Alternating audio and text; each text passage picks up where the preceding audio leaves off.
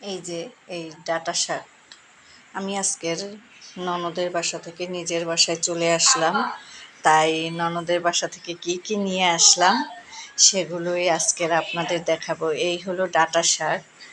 আর এখানে এই যে আমার ননদ কী কী দিল, বেগুন দিচ্ছে, তার গাছের লেবু লেবু এবং বেগুন, তারপর এই যে ঢেঁড়স আপনাদের দেখিয়েছি আগে পর্বের ভিডিওতে। এই যে ঢেঁড়স, এইগুলো ঢেঁড়স দিছে। তারপর রাতে কি খাবো সেজন্য এই যে মুরগি রান্না দিয়েছে। তারপরে এটা হলো গরুর গোশ।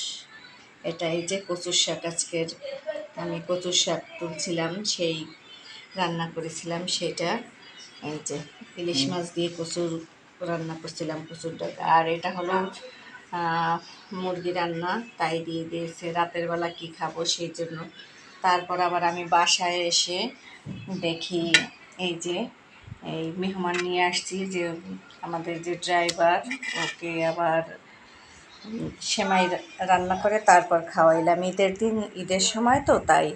আসসালামু আলাইকুম, welcome back to my channel Khadija lifestyle. কেমন আছেন আপনারা সবাই? আশা করি ভালো আছেন। আমিও আলহামদুলিল্লাহ আপনাদের দোয়ায় ও ভালোবাসায় ভালো আছি। যে যেখান থেকে আমার ভিডিওটি দেখছেন সবাইকে আমি আন্তরিকভাবে অভিনন্দন জানাচ্ছি। এটা হলো চালের গুঁড়া, চালের গুঁড়াও দিয়ে দিয়েছে, পিঠা বানিয়ে খাওয়াতে পারে নাই তাই।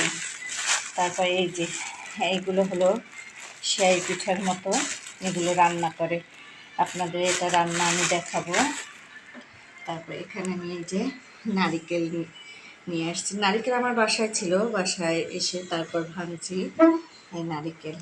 তারপর এই যে এই ভাতগুলো নিয়ে আসছি, রাত্রে রান্না করতে কষ্ট হবে তাই আমার ননদ এই ভাত রান্না করে দিয়েছে, তারপর তরকারিগুলো দিচ্ছে।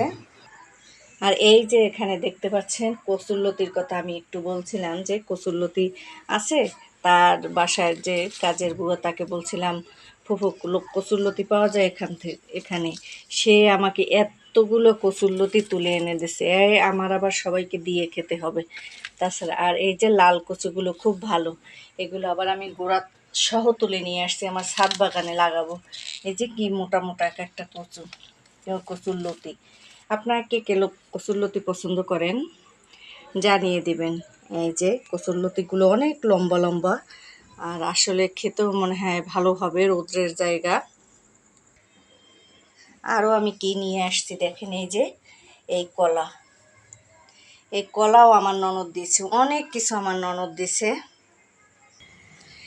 এই যে এখানে এই জাতীয় ফল কাঁঠাল, সেটাও আমার ননদ দিয়ে দিয়েছে, 2টা কাঁঠাল দিয়ে দিয়েছে। ননদের বাড়ি আমরা নিয়ে যাব, তারা আরও দিয়ে দিল।